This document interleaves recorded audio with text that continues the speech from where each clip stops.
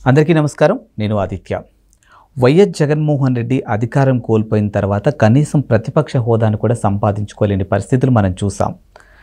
ఆ పరిస్థితులు రావడానికి ప్రధాన కారణం సజ్జల అంటూ ఆ పార్టీకి సంబంధించినటువంటి నాయకులు, కార్యకర్తలు చాలా సందర్భాల్లో సోషల్ మీడియా వేదికగానే వెల్లడించారు. ఇప్పుడు అదే అంశాన్ని వైఎస్ జగన్మోహన్ రెడ్డి కాస్త ఆలస్యంగా తెలుసుకున్నారంటూ ఒక వార్త అయితే వెలుగులోకి వచ్చింది. మరి ఈ అంశం గురించి మాట్లాడడానికి ప్రస్తుతానికి మనతో పాటు స్టూడియోలో ఉన్నారు ప్రముఖ political analyst and senior journalist Jagdev గారు. సార్ని అడిగి మరిన్ని విషయాలు తెలుసుకుందాం. సార్ నమస్కారం. సార్ నమస్తే. వైఎస్ జగన్మోహన్ రెడ్డి కనీసం ప్రతిపక్ష హోదా కూడా సంపాదించుకోలేని పరిస్థితిలో ఉండడానికి ప్రధాన కారణం సజ్జల అంటూ ఆ పార్టీకి సంబంధించిన నేతలు చాలా సందర్భాల్లో వెల్లడించారు.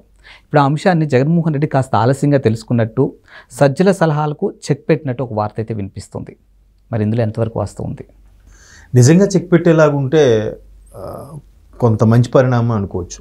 ఎందుకంటే ఎలక్షన్స్ ముందు బాగా ఎలక్షన్స్ అయిపోయిన వెంటనే ఎక్కువగా పార్టీ ఈ విధంగా ఇంత ఘోర పరాభవానికి కారణాల్లో సజ్జల గారి యొక్క సకల శాఖ మంత్రిగా పేరుగాంచిన సజ్జల గారి యొక్క సలహాలు, సూచనలు కూడా కొంత దానికి ఓడిపోవడానికి సహాయపడ్డాయి అన్నట్టుగా చాలామంది చెప్తారు.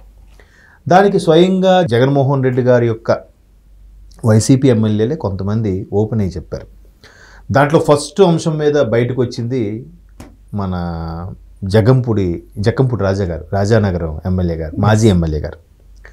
సో ఆయన వచ్చి జగన్మోహన్ రెడ్డి గారిని ఏమి అనలేక జగన్మోహన్ రెడ్డి గారిని విమర్శించకుండా పరోక్షంగా ఈయన విమర్శించడం, ఈయనతో పాటు ఆయన పేరేటి secretary to CM Dhanunjaya Reddy గారు, సీఎం గారి సెక్రటరీగా, అప్పటి సీఎం గారి సెక్రటరీగా ఉన్న ధనుంజయ రెడ్డి గారు కూడా కొంత కారణమని, ఇలా రకరకాలుగా ఇప్పుడు కర్ణుడి చావుకి 1,00,000 రీజన్స్ అన్నట్టుగా చెప్తున్నారు. కానీ ఇప్పుడు అవన్నీ నాయకుడిగా ఈయన చూసుకోవాలి కదా. ఇప్పుడు ఒక అదే జక్కంపూడి రాజా గారు కలవడానికి వచ్చారు అంటే ఫస్ట్ ఆయన అంశం ఎత్తారు కాబట్టి ఆయన పేరు ఎత్తుకుంటున్నాను నేను.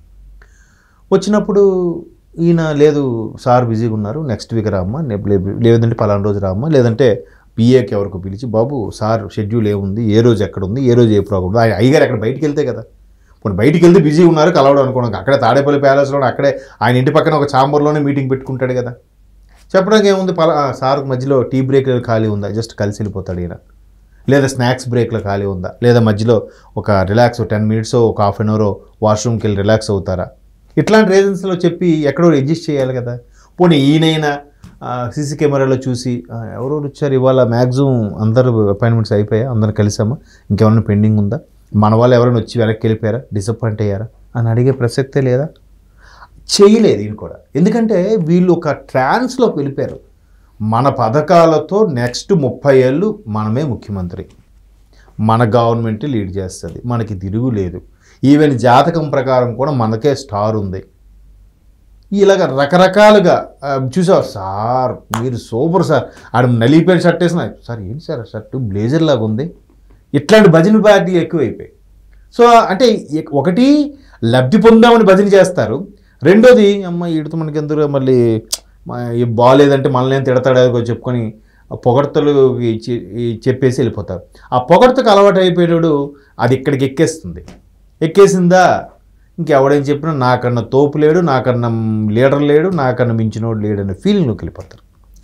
సో మొత్తం మీద ఇట్లాంటివన్నీ కూడా సజ్జల గారు సరిగ్గా చేయలేకపోయారని, తర్వాత సజ్జల గారి అబ్బాయికి భార్గవ్ ఆయనకి సోషల్ మీడియాకి సంబంధించి ఇన్ఛార్జ్గా ఇచ్చారని, అది కూడా సరిగ్గా ఫెయిల్ అయ్యారని, ఇప్పుడు శ్రీరెడ్డి లాంటి వాళ్ళు చాలా సందర్భాల్లో పర్సనల్గా వాపోయిన సందర్భాలు కూడా నేను చూశాను. ఫ్రెండ్ మిత్రుడు ఒక వీడియో చూపించాడు, అరే భార్గవ్కి ఎన్ని కోట్లు తగలబెట్టారు, అదే జగన్మోహన్ రెడ్డి గారి కోసం, వైసీపీ కోసం స్వచ్ఛందంగా మేము ముందుకు వచ్చి ఛానల్స్ పెట్టుకొని యూట్యూబ్ ఛానల్స్లో ప్రమోట్ చేస్తే మాకు ఒక్కొక్కరికి 15 లక్షలు ఇచ్చినా ఈరోజు మీ పేరు చెప్పుకునే వాళ్ళం కదా. మేము ఎక్కడికి వెళ్ళినా మమ్మల్ని తిడుతున్నారు, మాకు వచ్చే సోర్సెస్ లేవు, పడిపోతున్నాయి, మా ఛానల్స్ అందరూ అన్సబ్స్క్రైబ్ చేస్తున్నారు, అన్ఫాలో చేస్తున్నారు, దీనివల్ల ఎంత ఇదవుతుంది, ఆ సజ్జల గారికే అంత ఇచ్చినప్పుడు మాకేది ఇస్తే బాగుండు కదా. అదే కొద్దిగా మేనేజ్మెంటు, ఈ వైసీపీ యాజమాన్యం, అలాగే మాజీ ముఖ్యమంత్రి జగన్మోహన్ రెడ్డి గారు ఆలోచిస్తే బాగుంటుంది కదా అని శ్రీరెడ్డి లాంటి వాళ్ళు కూడా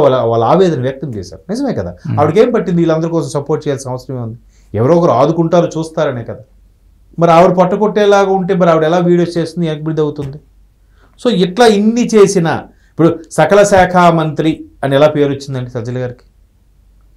ప్రతిదీ కూడా జగన్మోహన్ రెడ్డి గారు చిన్న ఏగవాలన్నా కూడా ఒక లోపలికి వెళ్ళి నిజంగా ఆయన మంచి కోరేవాడైతే ఫస్ట్ విమర్శే చెప్పాలి, పొగడ్త కాదు.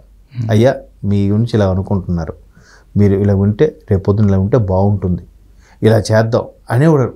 సార్ మీరు ఏది చేసినా సూపర్ సార్. సార్ ఏంటి సార్ ఆ పథకం, పిచ్చెక్కిపోతున్నారు సార్ జనాలు ఆ పథకం కోసం. ఏంటి సార్ అమ్మ కూడా నాన్న కూడా ఏంటి సార్ ఏం థాట్ సార్ మీది అంటే అడగడు. ఓహో ఈయన మంచి పైగా మీడియా నుంచి వచ్చిన వ్యక్తే కదా సజ్జల గారు, ఏమో ఈయనకి అన్ని రకాలు తెలిసి ఈయనే పొగుడుతున్నాడు అంటే ఖచ్చితంగా మన మంచి కాన్సెప్ట్ అని ఫీలింగ్లోకి వెళ్ళిపోతారు. ఆ ఫీలింగ్లోకి నశాలనికి ఎక్కేసిందా ఇంకా ఎవడు నోబడీ కెన్ చేంజ్ హిమ్, ఎవడు మార్చలేడు. సో అలా కాకుండా సార్ ఇట్లా ఉంది, మన ప్రజల్లోకి వెళ్ళాలి సార్, ఇలా చేయాలి సార్ అని చెప్పాలి. అలా కాకుండా ఆయన మీద ఎవడేమంటే ఏంటి ఎగ్జిట్ పోల్స్ నేషనల్ మీడియా కూడా వీళ్ళకే ఫేవర్గా అంటే మాకేం రాదా, మాకు రెండే ఇచ్చారా ఎంపీలకి, ఆ రెండు కూడా మాకెందుకు తీసుకోండి మొత్తం మీరే. ఎవరు చెప్పారండి ఇవన్నీ కొనేసినవి ఇవన్నీ అని చెప్పాడు ఈయన. అప్పటికి నేషనల్ మీడియాలో వాళ్ళు గ్రౌండ్ లెవెల్ వరకు వెళ్ళి వాళ్ళందరూ చెక్ చేస్తే అక్కడ జగన్మోహన్ రెడ్డి గారికి ఫేవర్గా చెప్పిన విజువల్స్ ఉంచి మిగతావన్నీ తీసేసి జగన్మోహన్ రెడ్డి గారి గురించి ఫేవర్గా చెప్పిన విజువల్స్ ఉన్నాయి. ఎన్ని ఉన్నాయి? 100లో 5 ఉన్నాయి. మిగతా 95 ఎవరి మీద ఉన్నాయి? మిగతా 95లో 60-70 చంద్రబాబు మీద ఉన్నాయి, ఒక 20-30 పవన్ కళ్యాణ్ గారి మీద ఉన్నాయి, ఒక 2-3 వేరే వాళ్ళ మీద ఉన్నాయి. ఇవన్నీ చెప్పడం మానేసి మనుషులు పెట్టి మాట్లాడించారు సార్ అంటే వానికి ఏం తెలుస్తుంది? సో ఇట్లా చేసేశారు అని చెప్పి చాలామంది కంప్లైంట్స్ ఇవ్వడం, పరోక్షంగా చెప్పడం. ఆ జగన్మోహన్ రెడ్డి గారు ముఖ్యమంత్రిగా ఓడిపోయి ఎమ్మెల్యే గెలిచిన తర్వాత నెల రోజుల్లో పులివెందుల కడపకి 3 సార్లు వెళ్ళారట. 3 సార్లు వెళ్ళినప్పుడు కూడా ఆ తండ్రి గారి హయాం నుంచి వైసీపీ కోసం పాటుపడి లేదా రాజశేఖర రెడ్డి గారి కుటుంబానికి ఫేవర్గా ఉండే చాలామంది పర్సనల్గా వచ్చి కలిసి చెప్పారట. వయసులో ఎన్నుకున్న పెద్దవాళ్ళు, జగన్మోహన్ రెడ్డి గారి కన్నా ఏజ్లో పెద్దవాళ్ళు, బాబు మీరు ఇలా ఉంది, ఎవరైతే మీరు 2019 ముఖ్యమంత్రి అవ్వక ముందు మీ వెంట ఎవరైతే ఉన్నారో వాళ్ళే అసలైన వాళ్ళు, 19 తర్వాత మీ పక్కన చేరిన వాళ్ళందరూ సరైన వాళ్ళు కాదు, మీరు వీళ్ళని దూరం పెట్టండి, వీళ్ళని దగ్గర పెట్టండి, వీళ్ళకి ఇలా ఉంచండి, ఇప్పటికీ మీ ఇమేజ్ పోలేదని కొంతమంది సజెస్ట్ చేశారంట. సో సజెస్ట్ చేయడం ఆబ్వియస్లీ ఇప్పుడు అందరూ చెప్తున్నారు కదా, ఇప్పుడు జగన్మోహన్ రెడ్డి గారిని ఆ స్థాయిలో ఇప్పుడు లడ్డు వ్యవహారమే ఉందండి. లడ్డు వ్యవహారం జగన్ ఏం చేస్తాడు, కిందోడు ఎవడో కక్కుర్తి అయితే అంటారు కొంతమంది ఉన్నారు ఫ్యాన్స్. నిజమే, కిందోడికి అంత కక్కుర్తి పనికి దేవుడు వ్యవహారం సంబంధించి అంత ధైర్యం ఎలా వచ్చింది వాడికి? అరే మా అన్న కాపాడడానికి ఉన్నాడు, జగన్మోహన్ రెడ్డి గారు చూసుకుంటారు లేదా మా సజ్జల గారు చూసుకుంటారనే గుడ్డి నమ్మకమే కదా అంత అఘాయిత్యానికి ఒడిగట్లా చేసింది, అంత దారుణమైన పనికి. దానికి జగన్మోహన్ రెడ్డికి సంబంధం ఏంటి ఎలా అవుతుంది?